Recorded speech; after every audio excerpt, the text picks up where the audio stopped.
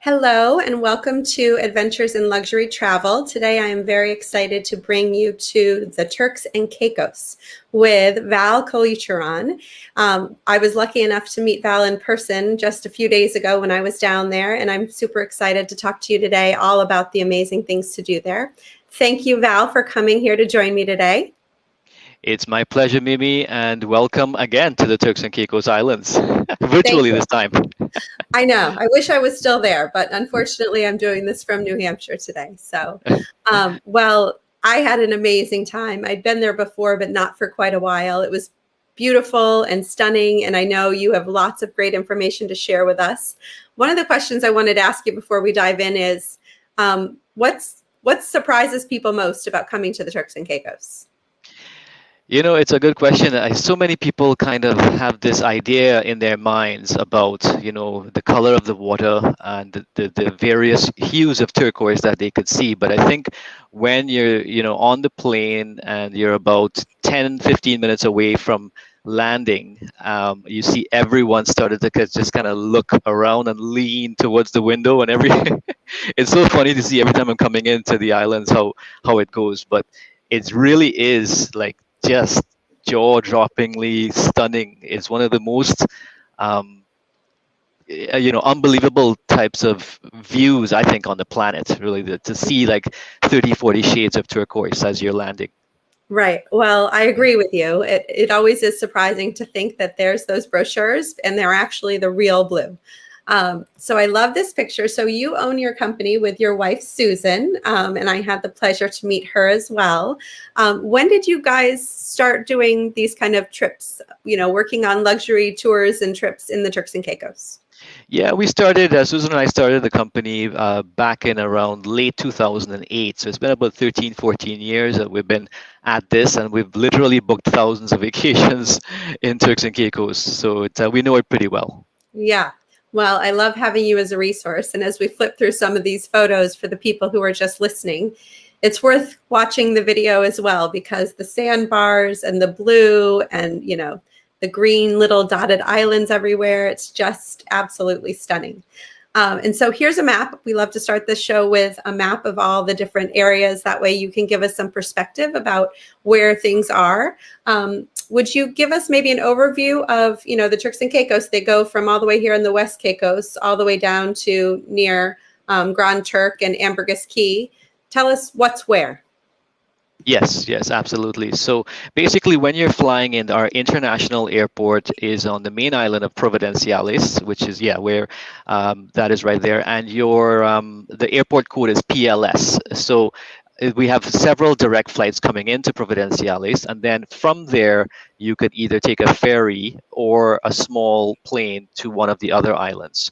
Other islands would be, for example, going up the Caye. You could probably see some on the image there, but Little Water Caye, you'll come across Pine Caye, you'll come across Parrot Caye. Some of these cays and islands are inhabited and many are uninhabited. Then you have North Caicos, which is a very, very green and lush island, and where a lot of our our flora and fauna is. Heading over to Middle Caicos, where there's a causeway that goes from North Caicos to Middle Caicos that you could drive over. Population, for example, of Middle Caicos is about 500-600 people, even though it's such a big landmass, as you can see. And then on the other side, you'll see some of the other islands and cays like Grand Turk, which is actually the capital of the country and where the seat of government is. It's also where we have the cruise ship terminal when our cruise ships come into the country. I was going to say, that's a good point. So knowing where cruise ship ports are is an important topic when you're going to visit places where cruise ships come. Because if the cruise ship is coming in over here, I imagine there are not a lot of cruise passengers that are doing day trips over to where most of the hotels are over here. Is that correct?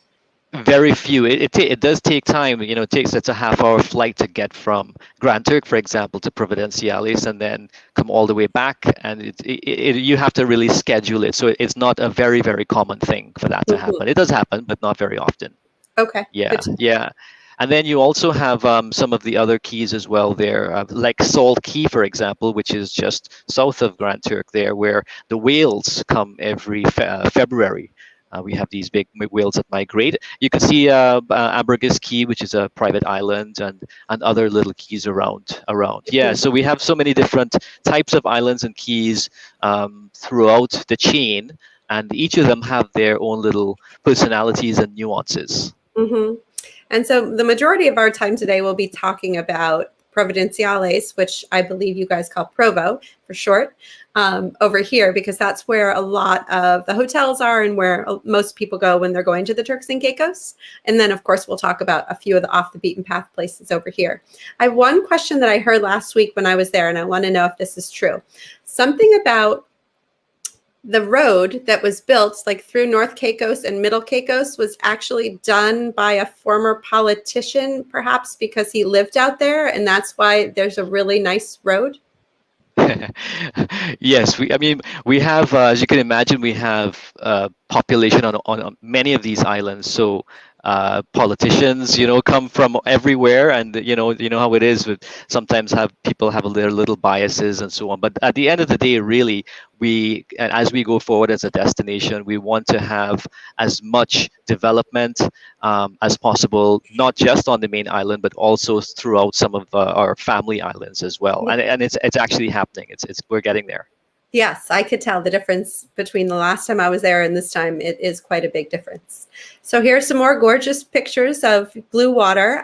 Tell us a little bit about some of these places, in particular the one on the bottom right, which is, for those of you listening, a very rusted out ship that looks like to be at least like 80 or 90% out of the water. What happened there?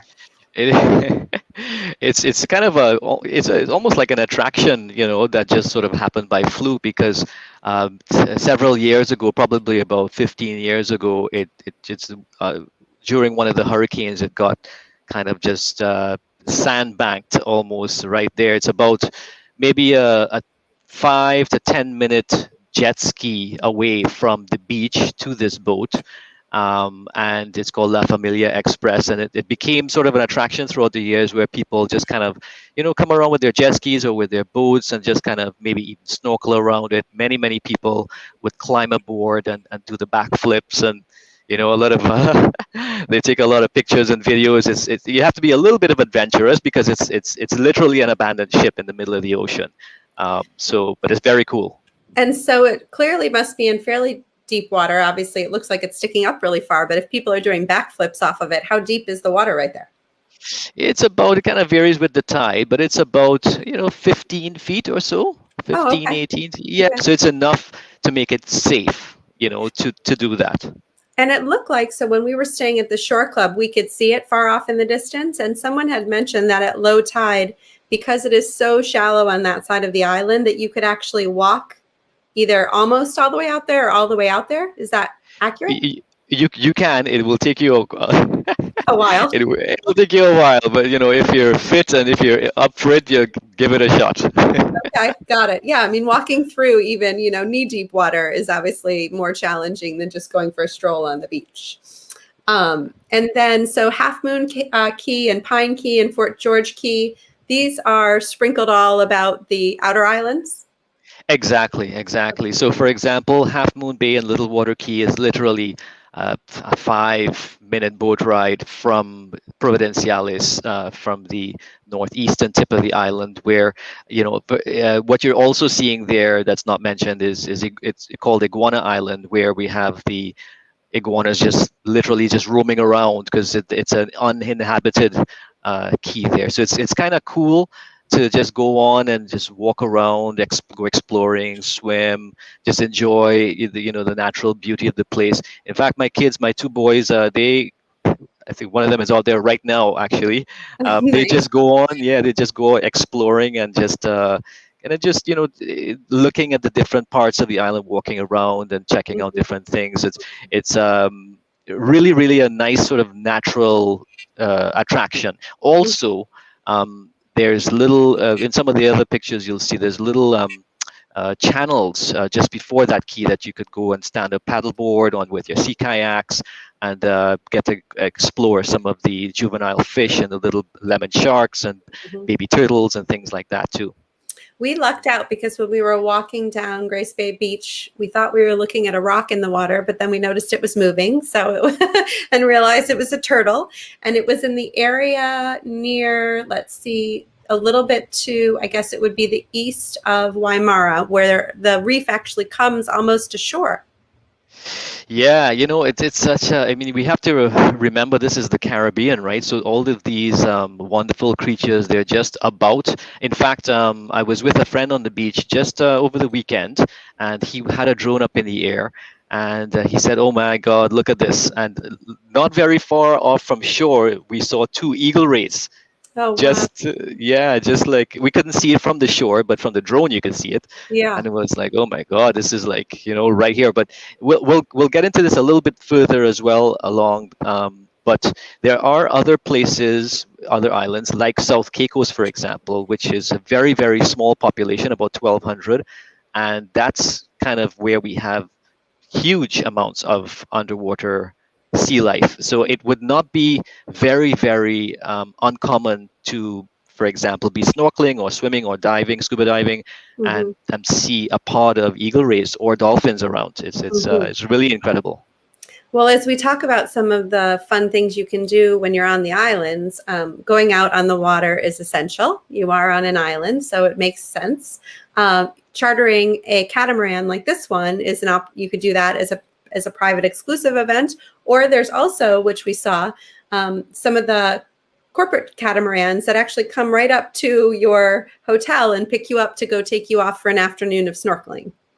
That's it. And as we progressed as a tourism destination, we really have increased the amount of and variety of styles and types and prices of boats that are out on the water right now. So we have everything from the boat that you just saw, which is a really nice, very relaxing sail vessel, just going around, kind of ending with a sunset, or something like, a nice kind of a speedboat, a fast boat that you could get from one key to the next quickly and enjoy the different islands and keys, or all the way up to an 80-foot azimuth where it's kind of fully loaded with everything. I like 80-foot azimuths. That's a good to know that you have this down there. I have to tell you a little story about this key here, Fort George Key, that you're looking at, or sadly for the ones who are listening, you have to tune in. But there's at the bottom of the picture, there's a very very light current. So if you're literally walking from the sand to out in the water, as you enter into the water, you could just lay out and just let the natural drift of the water just allow you to body surf. It's such a cool experience because you're literally, on one part of the key and you end up on the other part of the key with zero effort. Yeah. So fun. And so this one is about, how far is this one off of, I can't remember, off of Grace Bay? This is Port George Key. This is about, I would say, maybe a 15-minute, depending on the boat, 15-minute boat ride from the main island of Providenciales. Yeah. Okay. Well, it's beautiful.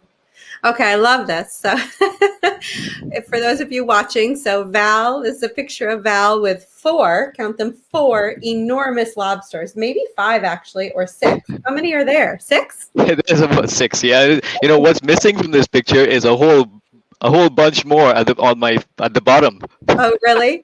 Yeah. So one of the things that Val knows I want to do when I come back with my son is to go out searching for lobsters. I mean, these look like they're at least, I don't know, 15 pounds a piece, I guess. And they don't have claws, thank God, or you probably wouldn't be holding them like that. But tell us a little bit about, how do you go out and catch some of these critters? So yes, I mean, you have to go with obviously a licensed guide, a trained guide, and someone who knows what they're doing.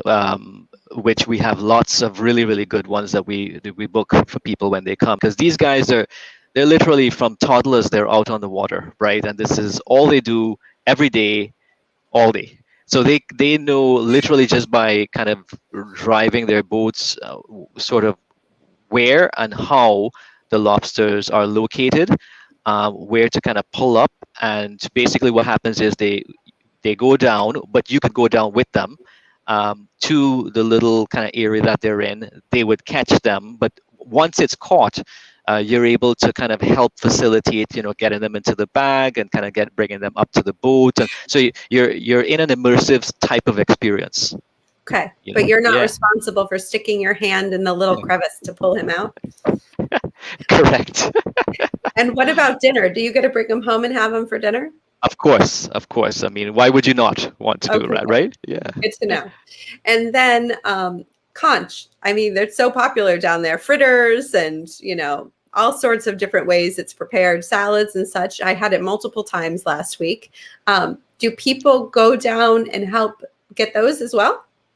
Oh yeah, for sure. And it's part of the kind of the whole experience where on some of the charters, some of the guides would show you how and demonstrate, the conch itself, how to extract the meat from the shell, what this part is, what that part is, and kind of how it all works. But you're right, we do it so many different ways here, whether it's conch chowder, conch salad, curry conch, conch in a blanket. There's so many different ways. It looks like, is that ceviche in the top? Is there conch ceviche too? Correct, exactly. Very, very yummy with some hot peppers, some freshly squeezed lemon or lime. Delicious. And yeah. There's this next one has a photo of the lobsters being grilled on an open grill. And I mean, the history and the culture of the Turks and Caicos. Tell us a little bit about what can people learn about, the history of the island and what the culture has been like from before the rest of us showed up as tourists. Yeah, it's really interesting. The Northern Caribbean has a really interesting type of a history behind it. And, there's a lot of, for example, family names, local indigenous family names that are the same in the Bahamas. And if you kind of look back at the history, you'll see that the Turks and Caicos Islands was once part of Jamaica. There's once tied into the Bahamas, and at the current moment, for the past long while, it's a part of it's a British overseas territory. So part of the Commonwealth. So we have a lot of different sort of opportunities for people, if they want, to kind of just get to interact with local people, get to hear firsthand what the history is like, what the culture is like, what the food is like, what the music is like. On one of the pictures here, you're seeing a Junkanoo where it's a traditional costume with where we have it every Thursday, and sort of we have to see what happens after in a COVID world, but after that, every Thursday we have an island fish fry where a lot of visitors and local people get together and enjoy conch and lobster, music and food and arts and crafts and so on. And can you remind me, is that next to Waimara? Exactly. Yeah, it has been at the what's called the Bite Park, and we'll have to see kind of when it comes back after things work out with COVID. Yeah, if it will stay at that location or go into another location. Okay. So actually, I love the story about that. So maybe when we talk about hotels later on, we'll touch on how that park came to be. Some more stunning, beautiful pictures. And this is interesting because this looks really quite lush and green with big cliffs and, big rocks off the shore. Where is this one? This is such beautiful country here. This is, the first time I laid eyes on this stretch of beach, I just really could not believe what I was seeing. I was literally turning to Susan and saying, this must be what heaven looks like. It must be, right? This is a shot of quite a famous kind of stretch of Middle Caicos. It's called Mujin Harbor. And there's a nice little restaurant there on the top left of the image, and some nice cottages that you could rent out and so on. But it's really, really pretty type of natural curve to the beach. That little key on the right with the rocks there is called Dragon Key. And there's also a little surprise for viewers and for listeners is that depending on if you know where you're going, and we always kind of make recommendations and give tips and tricks, but there's a little kind of passageway that you could take towards the left part of the picture where you could go down almost like a little tunnel and get to a secret beach. Oh. Yeah, and then also there's a small little statue of the praying hands of God where it's like like this, and so beautiful opportunities to take pictures and just enjoy the natural scenery. It is absolutely stunning, and it does look very different than some of the other areas that I saw. Golf. My understanding is there is one golf course on all of Turks and Caicos. Tell us about it. Is it worth playing? There is one, but it's definitely worth playing. It's an excellent condition, really amazing. It's not on the water itself, but they have some water kind of outlets in within the golf course itself. It's very, very well managed. Very kind of, a lot of people really enjoy it when they come down. They play once or twice if they're here throughout a week, for example. And it's been maintained very, very well and continues to be one of the very popular attractions on the island. Yeah. And is this a course where do you have to take a cart or could you walk if you wanted? Do you know? It does. A cart is recommended just because it is hot. Yeah. And just to get around. Yeah. Yeah. Well, I know some places require them and some don't. So good to know. There's a photo of that cute little iguana, probably from Iguana Island, and some other wildlife. We love wildlife. Tell us a little bit about what kind of wildlife are there that you can see or observe in the water or on land. Yeah, I mean, especially on the water, right? There's so many different things that you can see. So the dolphins, I mean, it's not a guaranteed sighting of dolphins, but it is very popular, and especially when you go out on the boat on a charter, whether it's a public charter or a private charter. But either one, we do have a famous dolphin and a little baby calf as well, as Jojo and Dreamer. But it's not just Jojo. It's we have pods of dolphins that might just kind of show up, and they love to interact, and they love to kind of just be around the boat and just be with people. Iguana Island is where we have quite a lot of those rock iguanas, and you can see a picture of that. The donkeys are quite popular in some of the other islands, like South Caicos, for example, and Salt Key. Where in South Caicos we have a resort called Sail Rock, for example, which is a very nice upscale luxury resort, more barefoot luxury. And when you're at your villa, don't be surprised if you all of a sudden see two like literally wild donkeys, just kind of running from one end of your vision to the next. It's kind of funny to see. Especially if you're not expecting it. Exactly. And I did want to mention one quick thing about the whales. So we do have the whales that come down, and it is the best chance of sighting is February. So there's only about a 4 or 5 week span where you have the best chance of sighting them, and in particular you can see them in Salt Key and in Grand Turk, but they have been in the Providenciales area as well over the past few years. So that's very, very exciting. I went whale watching with my kiddos off of Cabo San Lucas, Mexico 2 years ago. And I think it was the first time we'd ever done that, but they are so enormous and so magical, right? When they come up to blow out their air and flip their tails. I mean, it looks like they're having a great time. So yeah, exactly. And they're so magnificent and huge. All right. Kite surfing. Kiteboarding. They're one and the same? Kite surfing, kiteboarding, is that the same thing, or are they slightly different? It's a slightly different. There's little nuances, and then there's e-foiling. So it's interesting. It's a hughtely growing sport now, and it's really taken off. And there's schools that young people could attend to. A kiteboarding school, for example. And we also have at one of our resorts a kiteboard school attached to one of the newer resorts. But the thing is that what's really unknown here in Turks and Caicos to the masses is that for learning in particular, this is one of the best places in the world because of the conditions, because of the shallowness of the water, because of the wind, the trade winds, and the direction of the wind on learning to kite surf.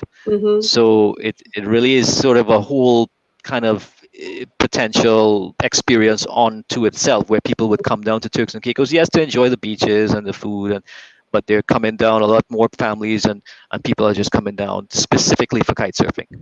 I will say we have been to Cabarete and the north coast of the Dominican Republic many times, and that's also a big kiteboarding place. So I'm familiar with seeing 100 different kites of all different colors out there on the horizon. It's stunning and fun to watch, even if you're just sitting on the beach.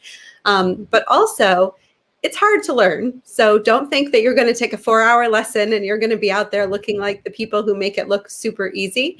So my thought is, as a family activity, because we like being active on our beach vacations, that maybe we would dedicate an entire trip, right? If we went to the Turks and Caicos, to learning to kiteboard. And then, every day for 4 hours or whatever it is, we're out there practicing and learning and trying. And over time, obviously, you get better. But it takes a real dedicated commitment, I think, right? It certainly does, but it's so worth it. Like, it's such a cool sport, and the nice thing about it, like scuba diving, for example, if you get certified or get properly trained, is that you could go to other destinations in the world that has similar conditions and enjoy it there too. Absolutely. You know? And I think they also say, given how shallow the water is on the Long Bay side of Providenciales, you fall off and you can stand up. You're not even swimming to try and get back to your board. You're just like out of the water. And so I think for beginners or for kids, that's probably part of the reason it's such a great place to learn. And then here are a few more things. Tell us about some of these experiences. So this is my lovely wife Susan on the horseback right here. She's went out with some friends just last weekend and had a nice time. So that's very, very popular. They take there's a couple of the companies that we work with take exceptional care of these animals. They're very, very well cared for, and they're very specific and particular on how they're treated, where they're going, and very sensitive to the tide and the sand, and when is good to go, when not good to go for the horses. And so, but it's such a cool experience to be able to do that.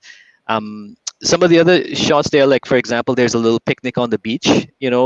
Literally when we go out on take people out on some of our charters, they'd have a nice time. They're snorkeling, they're doing this, we go in here and go in there, but then we'll go to a deserted beach, and before you know it, the captains and crew has brought out a whole big feast. Because by that time you're hungry, right? You're hungry and thirsty, and you're eating all this delicious island food. It's really, really a nice time.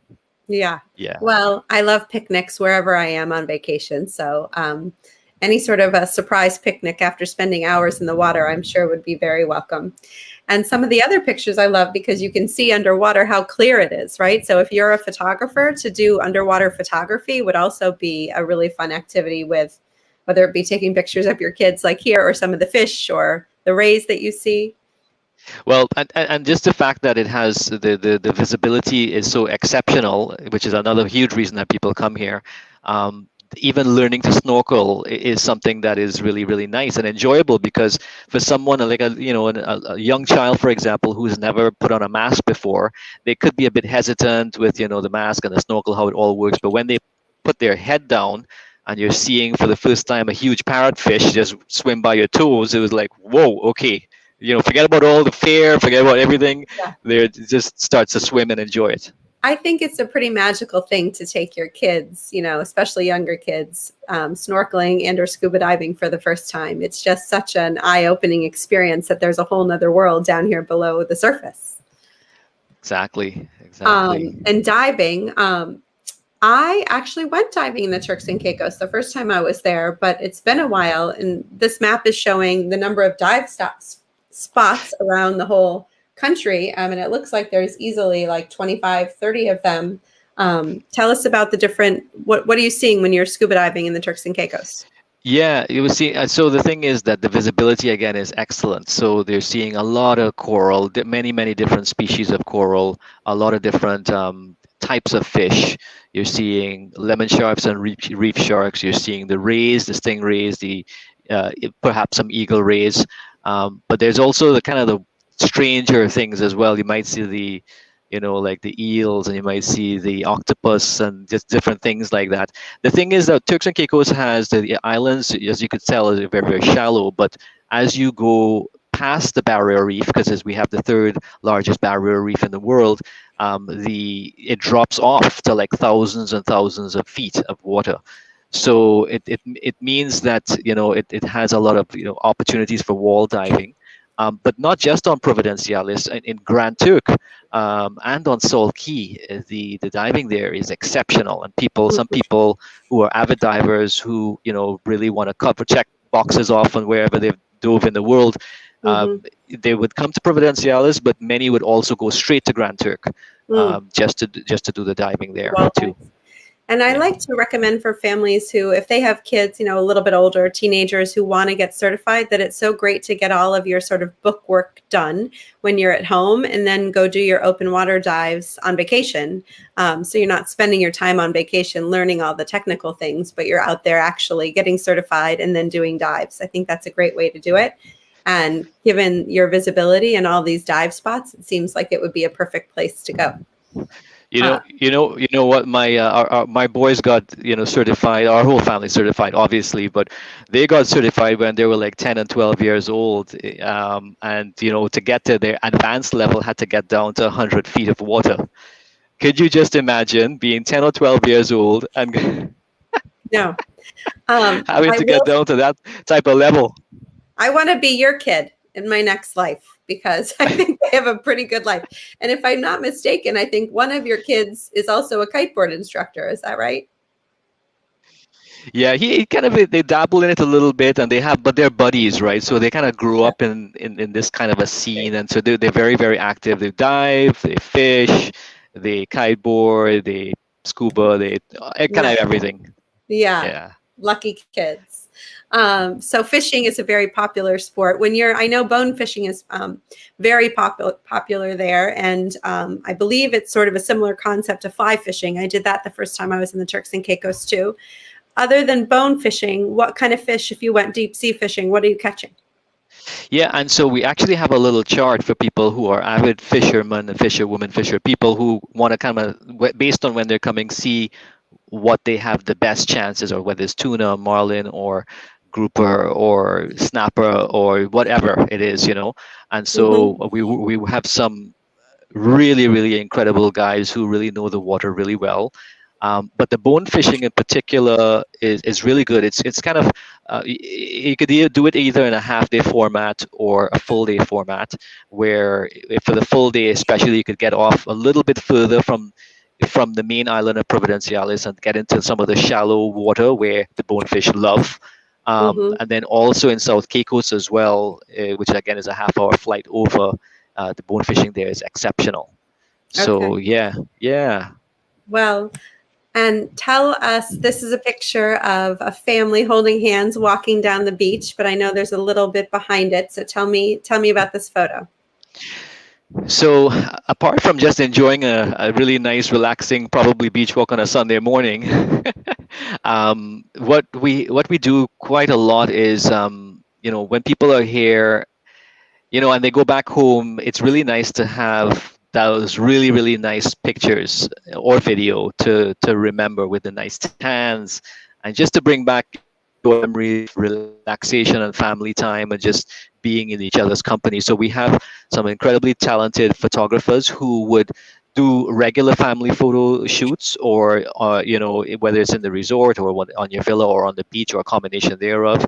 Or do we do some crazy things too? Like, we have one of the photographers who specializes in what's called a trash your dress wedding. So after the wedding, the bride would literally go walk right into the water with the dress, and he captures it all. So that's a really cool thing. But also on private boat charters as well, sometimes we would send a photographer along to capture the family getting down into the water, doing some snorkeling with an underwater camera. So you're kind of capturing everyone as they're having in the moment and enjoying it all, which is really special, Yeah, I agree. It's nice to have those memories. And we'll just flip through these a little bit quickly, and then we'll move on to some of the hotels. But spa treatments, obviously, you're in a tropical destination, perhaps staying at a luxury resort, so you might want to have a spa treatment. And there's quite a few really nice spas down there. I know this one, the picture, is one of the more rustic spas, as I called it, from it's at Point Grace. Is that right? Correct. Yeah, little beach huts with but nicely done, very relaxing views of the water while you're getting a treatment and so on. Yes. Right. And breezes versus air conditioning. And where is the yoga platform on the top right?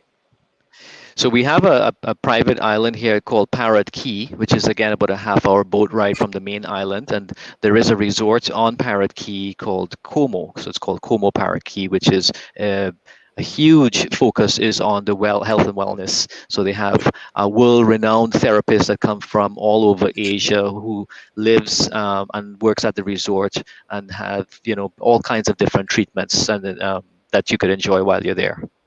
Okay.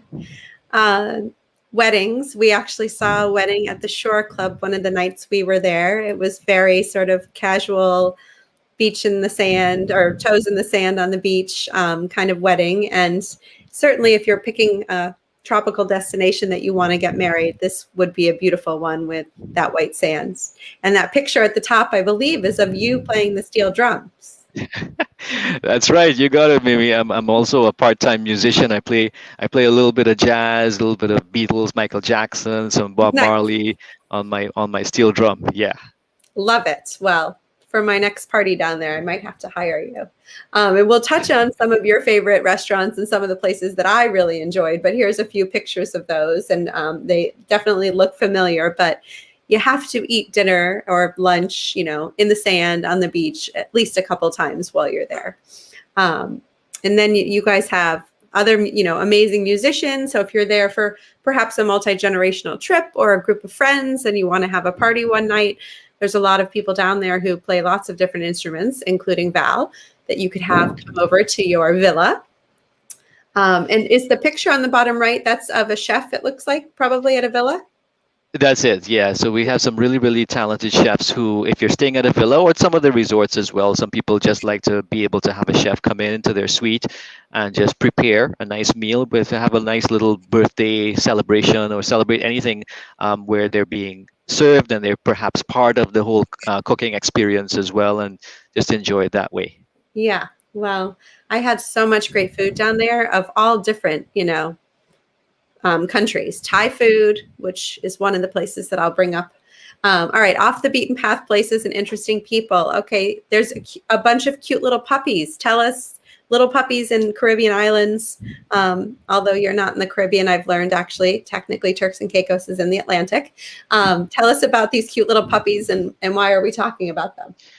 So this is such a cool feature of Turks and Caicos, and it has been this place. It's called the Pot Cake Place, and it's been on CNN. It has so much media coverage around it, where basically the idea is that people are able to kind of go in and see the center where they kind of adopt and have these puppies that's from the island, and they take care of them. They kind of clean them out once they just come in, give them their shots, and just basically kind of prep them for being able to leave the island. Mm-hmm. So someone could either come in for and have a puppy out for the day, for example, take a walk for the beach and just enjoy the puppy's presence for a couple of hours, and or have the center, a Pot Cake Place, work with them to get the paperwork and so on in order to get them to go back home with them. Yeah. So we used to foster dogs in our family, and I think we fostered about 6 or 7 of them. And I learned from that you should never go take a puppy out for the day or foster a puppy unless you are willing to take the risk that you might not be able to get the puppy back.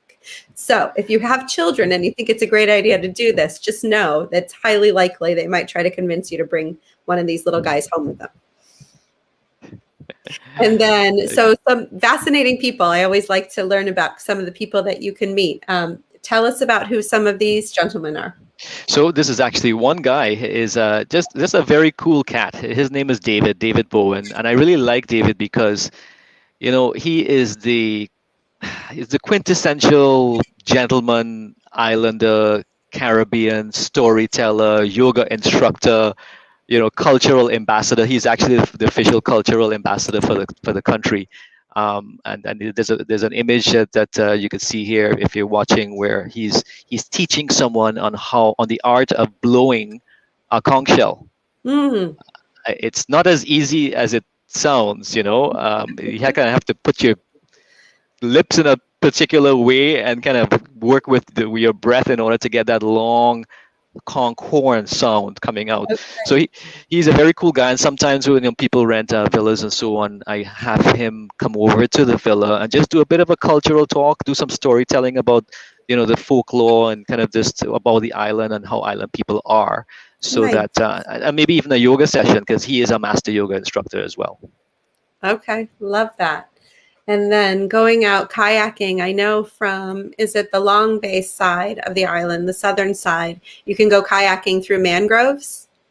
You can, and there's a lot of different things to see. Like I was saying before, with the juvenile shark and the little baby turtles, and but then, what's cool though is that there's a shot of a guide here, for example, and going out by yourself is a very cool experience. But going out with a pair of trained eyes, they could Mm-hmm. really kind of explain the habitat, the environment, and the why they're kind of why the wildlife is in this particular area and how they operate Mm-hmm. within their ecosystem as well. So it's very, very cool to go out on a proper eco tour where you can have that experience, and it's very educational as well.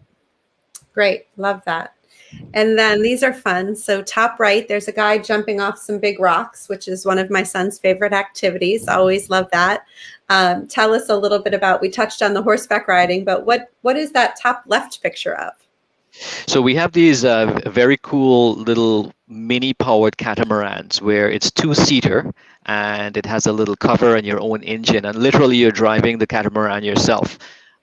So there is like a guide in front on his own catamaran, but you're going to places that are really, really shallow water. So typical boats can't get in there. And you're going to these places that these deserted beaches that are not normally accessible unless you have something like that. But it's so fun because it's like you're on a bumper car, but you're not on a bumper car. You're out in the ocean, right, in the water, and just kind of cruising around and enjoying it that way. The gentleman jumping off the cliff image that you're seeing is off of the island of West Caicos, which is a bit of a trek to get to on a boat from Providenciales, but it's where some of the bigger fishes, so the bigger creatures and so on that you could get to see. And the dolphin sightings are quite kind of regular out at West Caicos, and there's cool opportunities to do some cliff jumping off of West Caicos as well. So yeah. It looks beautiful.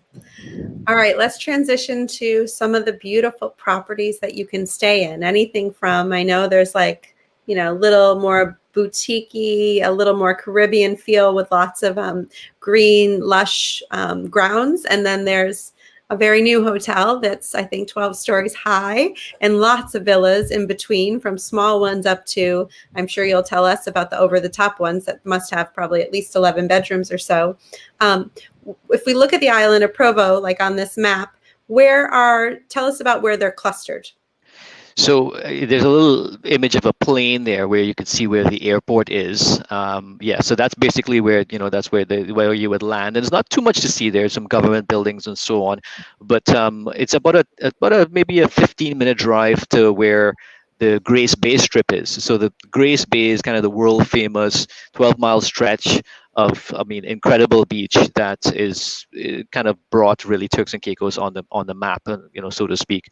And it has a number of incredible resorts sort of on that stretch, all the way from the western side of the beach, starting from around where Waimara is, to the eastern end of the beach, which is where we're kind of the golf courses, and then going up into the leeward area there too, the northeast tip of the island, where you have many of our full service villas, complete with butlers and chefs and fully staffed and so on.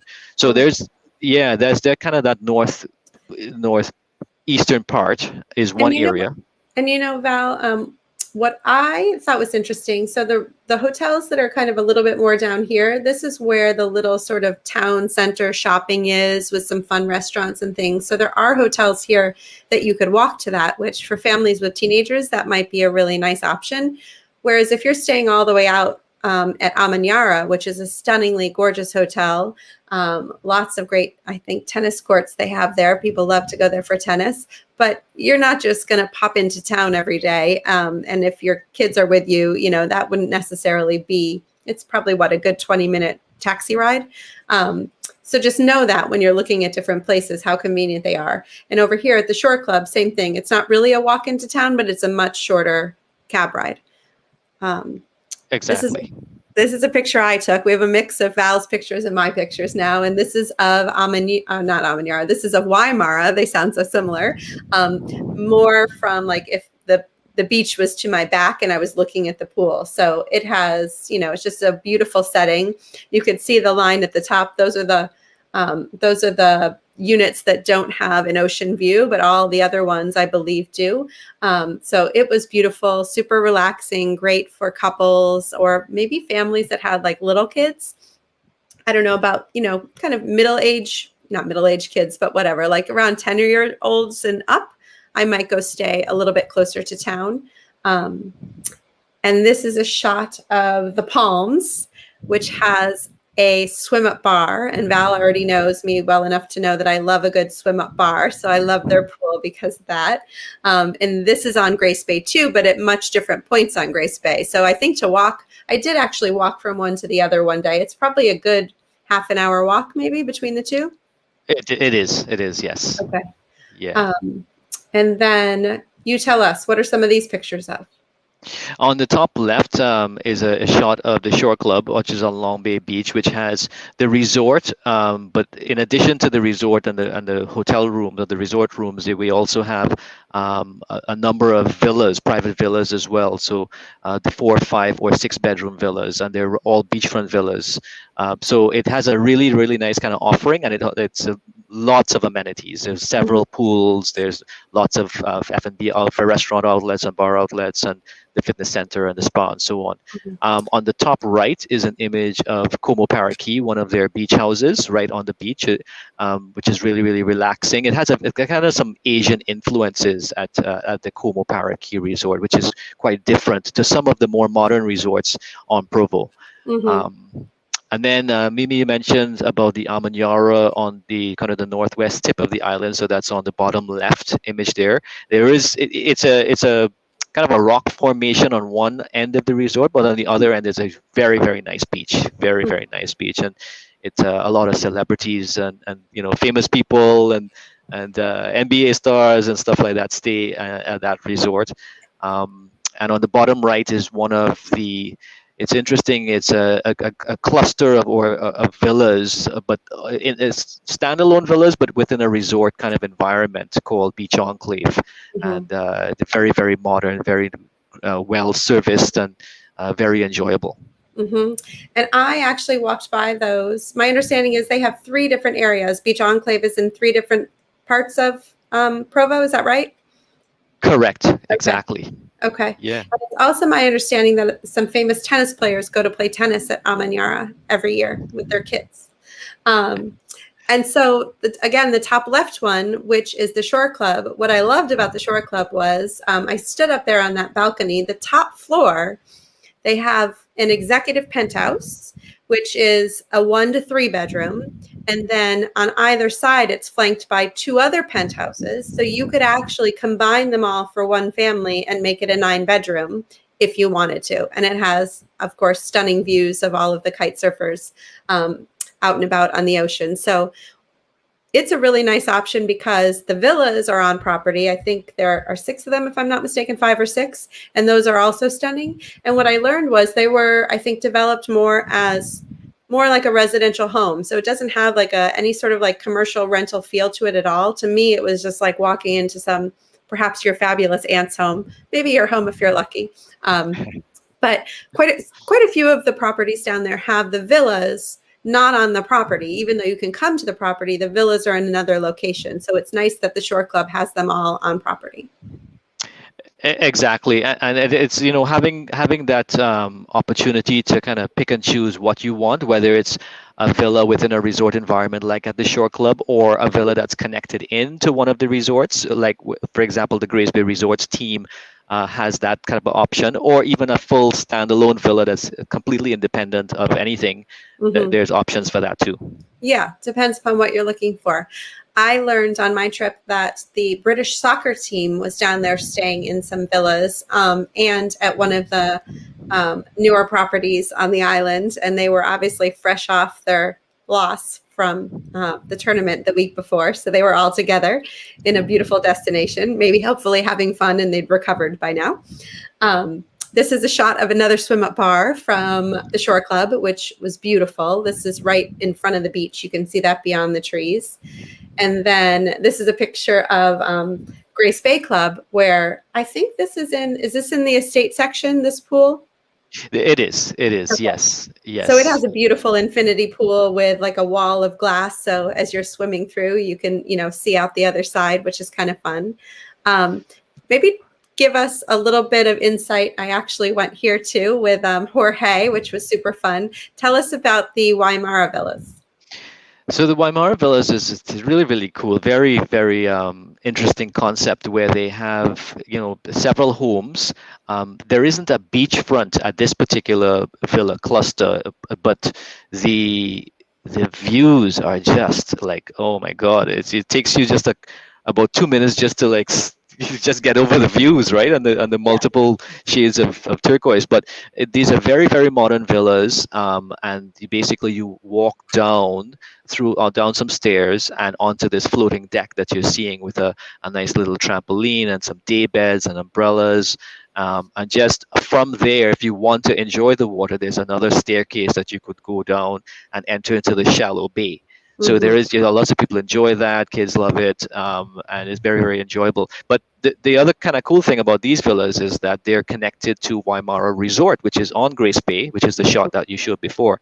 And so the nice, you could kind of take the complimentary shuttle that goes back and forth. Very, very short drive in between the villa cluster and the resort, and you could get to enjoy both, best of both worlds. Yeah. And we timed it. It was 6 minutes, so it's very close. And I also learned, I didn't see it, but one of these villas also has a slide going into the water. the kids, they live there. Yeah. And then we'll quickly pop through some of these. These are just more stunning photos of sunsets and infinity pools and, gorgeous blue water. The top left one I can tell is of the Waimara Villas. I love that huge sunken couch with a fire pit in front of it. You could just see yourself here with your family or, a group of friends having a grand time for sure. And what's the range? What is the biggest villa on the island as far as number of bedrooms? We have up to 13 bedrooms. Very, from 1 bedroom all the way up to something like that. There is one other villa though that's kind of still under construction. It's going to be 17 bedrooms, which is of the former home owned by Prince. So what part of the island is that on? It's called Turtle Tail.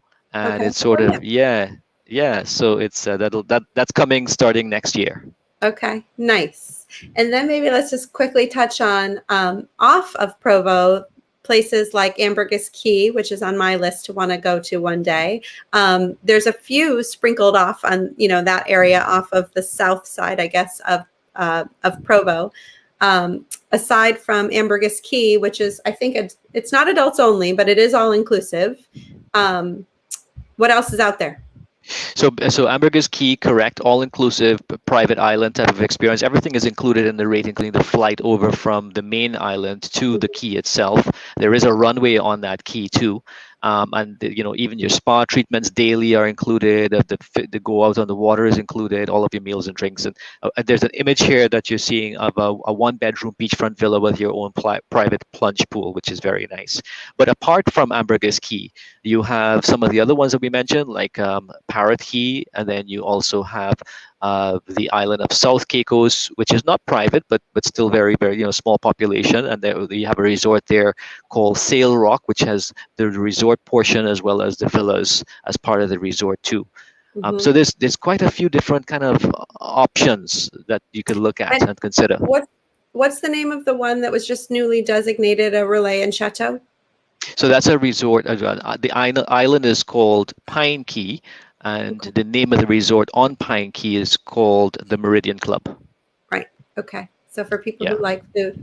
And then the bottom picture here is a picture of the very tall towers that are the new Ritz-Carlton, the tallest buildings on the island.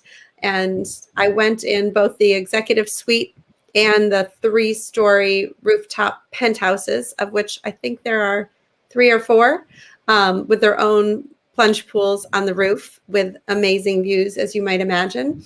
Um, maybe, well, anyone who wants to go have a fabulous trip to Turks and Caicos with a spectacular place should definitely check out the 3-bedroom or 3-story penthouse at the top of the Ritz. And they also have a little casino. And what I liked was it's actually fairly separate. So if you want to go do some gambling, you can, but it's not like any really that much of a part of the hotel. And then the Rock House in the top left. Tell us a little bit about this. I heard about it from the Shore Club people, from the Grace Bay people, that they're building that right out near, I think, past Waimara. Correct. Yeah, it's a little bit kind of more in the middle of the island of Providenciales. It's the main island as opposed to on the kind of the Grace Bay area, but it's not very far. So we're talking like a 10, 15-minute drive type thing. And it's not live as yet. They're still working on it. So it's not until the fall that we'll kind of just get the opportunity to talk more about it. But it's a very different kind of a concept. It's kind of a reminiscent a little bit about Capri and some of those vistas, and they've built it around the natural limestone rock, and it's kind of the natural elements of the island as opposed to just some of the other resorts which are kind of clear land and just modern resorts. This concept is working with the natural features and building the condos and suites and the villas around that, which is very cool. Yeah. I can't wait to see it. It does. I mean, I love that there's such a variety of types of accommodations, right? So there's something for everybody. And this is just a picture on the left of the 3-story windows at the Ritz at the penthouse, and a picture of the bathtub with a gorgeous view. And that's looking down from, I think, the penthouse, looking out at the ocean. And it has a picture of the Lady Grace, which is the catamaran that you can go out on, which is stunning. Maybe as we wrap up the hotel piece of it, tell us a little bit about people doing split stays. Other than festive, where there's typically a fairly long minimum, what kind of, fun combinations can people have rather than just staying in one place, maybe joining 2 different places or 2 different islands?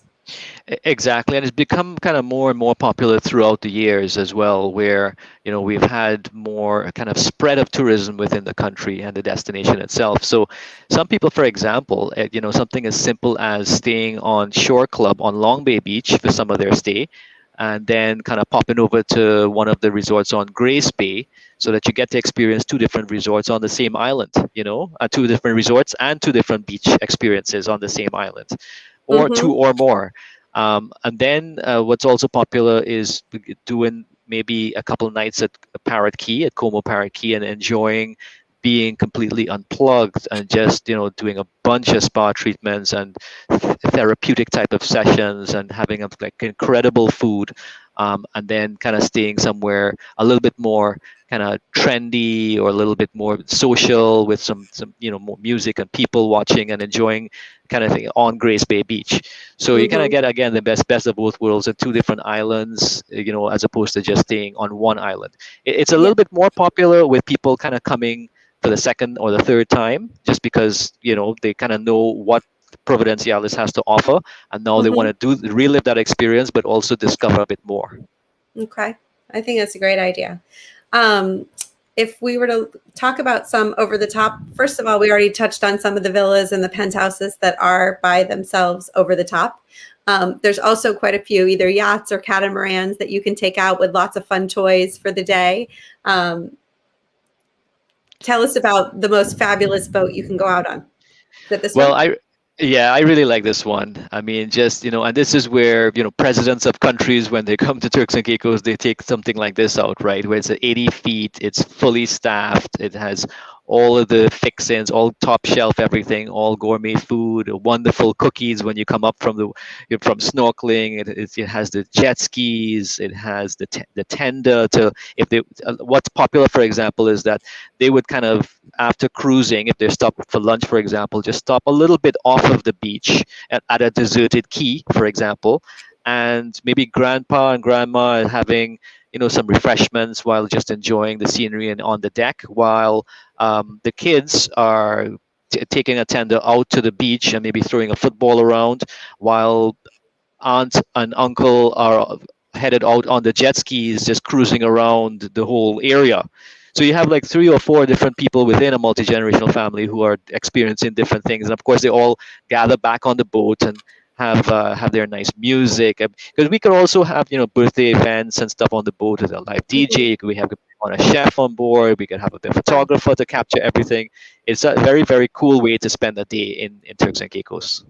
Okay, well, I'm sold. All right, as far as some of your favorites and a few of the places that I really enjoyed last week, tell us about maybe one or two of your favorite either beach cafes or restaurants. So one of the ones that I'd like to start with, which actually is not on the slide, it's called Omar's, where it's in a sort of more of a local area called Five Keys, which is on the main island. But the nice part about going to Omar's is that apart from the fact that it has amazing island food, very very tasty, and the drinks are kind of coming along. Apart from that, you're probably listening to a live reggae artist that's just singing some Bob Marley tunes. You're enjoying the scenery. You could kind of walk out and just kind of walk in the water a little bit, see the guys knocking the conch out of the shells to bring to the kitchen, and you the nicest part about the whole kind of experience is that you see Omar's smiling face come around. Hey, how's it going?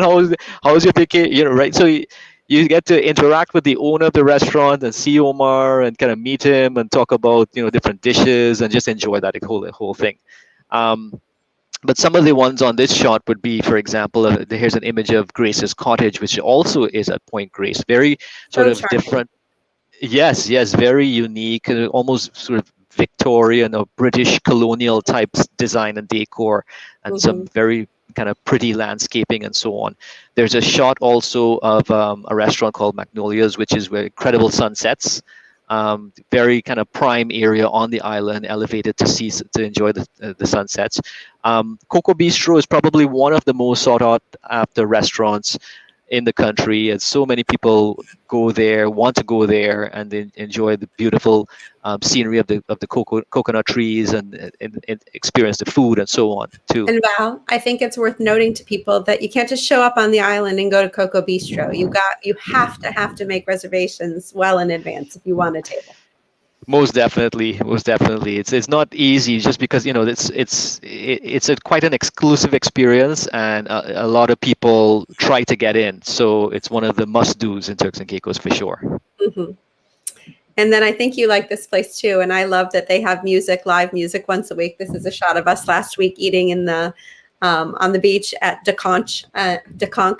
What's the deal, by the way, between conch and conch? Some people say it one way and some the other way, or is it always supposed to be conch?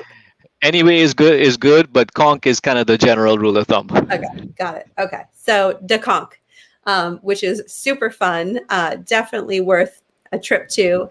I guess it's a little bit west of Waimara, so down. You'd have to take a taxi ride if you're staying more near the town. But we absolutely love that. And I think you and I both agree that having a dinner on the beach, whether it be a romantic dinner or a dinner with your family or group of friends at sunset, which would be on the Grace Bay side, is a stunning way to end the day. That is kind of very kind of worthwhile talking about, because you're seeing the shot of the table set up, and the sand and all that, but what you're not seeing is also the bonfire that happens right after it gets dark, and also the live musician who's blowing a sax or playing some steel drums or a nice guitar that's relaxing, or even the server that's coming to, or the live the bar that's set up right there to keep the cocktails going. So you have all this kind of wonderful elements happening, where it's the views of the ocean, you have the sun setting, you have music, you have food, you have drink, and it's just a really really nice way to spend time with your family and loved ones. Absolutely. The way vacation is supposed to be. And I love this shot because I think these chairs were some of the more voted Instagrammable shot at a luxury resort by Luxury Travel Advisor magazine last year. And this is at the Shore Club in, I think what there is their colonnade pool. I took my photo in one of them, and I'm sure if I brought my teenagers there, they would do the same and throw it on Instagram. So I'm sure they were super excited to see their mom do that. One thing I want to touch on before we go to sort of the takeaway tips that I forgot to say, but one of my friends wrote to me after reading my newsletter about today, and that was, Mimi, how come you're not going to talk about beaches? And I said to her, a lot of people, as in beaches, the resort, you know, a lot of families, if you're looking for an all-inclusive and you have a bunch of kiddos and you're not necessarily looking for luxury, beaches, which has, I think, over 700 rooms, is a massive resort on Grace Bay side of the island. So if that's what you're looking for, then that is an option as well. There's a resort or a hotel for everybody. All right. So what about takeaway tips? Give us some ideas. Is there what do we need to think about in advance if we're coming there, or anything special that you can let us know to think about? Yeah, I think, you know, some of the important things to just keep in mind when you're thinking about Turks and Caicos is, depending on when you're thinking of traveling, you know, it really has become, you know, a sought out destination, island destination in and amongst the world, actually. So if you're thinking about coming for, you know, for March break, or even for Christmas, New Year's type time frame, you want to make sure that you're planning way in advance, just to get access to room availability and, you know, good pricing and just options, because it just gets sold out very quickly. Mm-hmm. The other thing I would suggest is that if you come to the Turks and Caicos, is you may kind of sometimes be on the fence. I'm not, you know, I want to just sit at the resort, enjoy my lounge and enjoy the, you know, the beach and just relaxing and so on. If you have the opportunity to, and if there's kind of a willingness, take the chance and just get out on the water.